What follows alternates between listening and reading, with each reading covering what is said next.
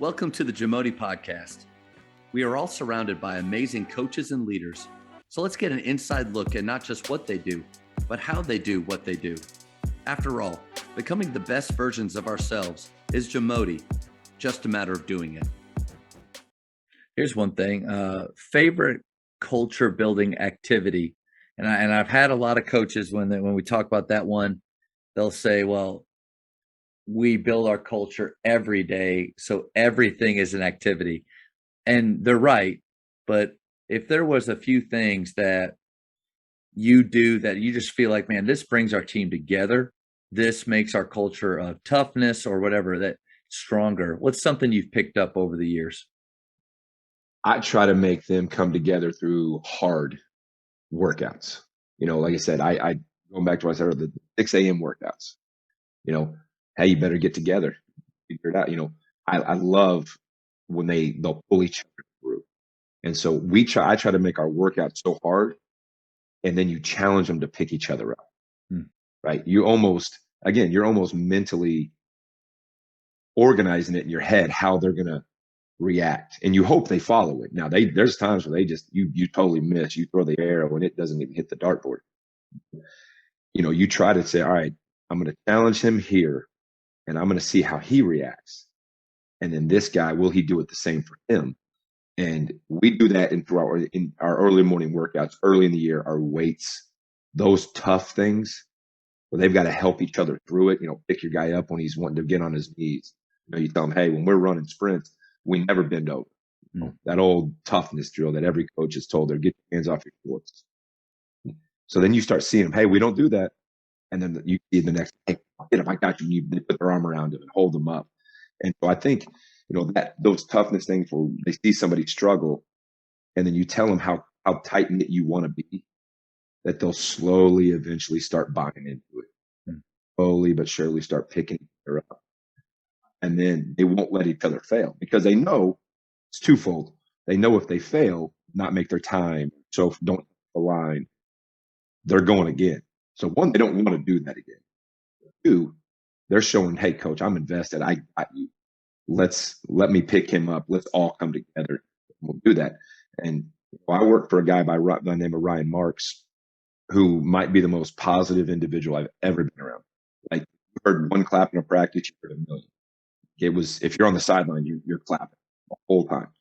And so getting what he did with the positivity and getting that culture started, he's the best I've ever been around at creating culture. And he'd always have a theme for a year, but he would create the culture, see how they reacted to it first, and then adjust off it. And, I've always been kind of, again, the tough guy, wannabe tough guy, and build it through tough work. And his was totally different. What you can call there's 100 ways to do things. He's the absolute best that I've ever seen of creating a buy-in to a culture to a team. And I'll expand on that a little bit. I talked about mine and just doing through the tough things, the hard workouts. Give him credit. He would come up with a theme every year. One year I worked for him, it was Seabiscuit. Of course, we had this little stuffed penguin that we called P. Diddy. We got a jockey jacket and put it on him. Showed up and we watched Seabiscuit the movie. Well, a lot of Division II guys, JUCO guys, forth. He said, hey, how many of you guys got Division I scholarship offers? Very few. How many of you guys get this? No.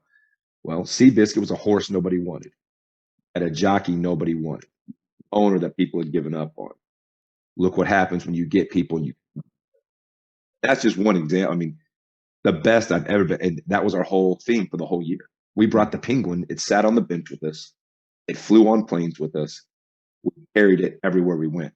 Now, it was a topic of conversation everywhere restaurants go to. Yeah. But like, coach, what's the deal with the penguin? That's 100%. Like, when we won the league one year, they had a big picture of the penguin in the Austin Statesman when we were at St. Edwards. And it's just, creating culture is different, and it's kind of what you want it to be. With me being toughness and I want my teams to be tough, I do it that way. His teams, we were in triple post, triangle, make 50 calls wherever the ball went was something different. We wanted to play fast. And so it was that happy, that move, let's go. And then mine, on the other hand, and we had more time with them there, but at the junior college level, we don't have as much time because we live on campus. Yeah. Some of them are driving in, commuting. So I don't have after hours at night where we can just go sit down and eat. Right. So trying to develop that, I get limited amount of time. I try to do it in something that we are using our 8 hours with early in the year, to try to develop that camaraderie, that bond, moving forward.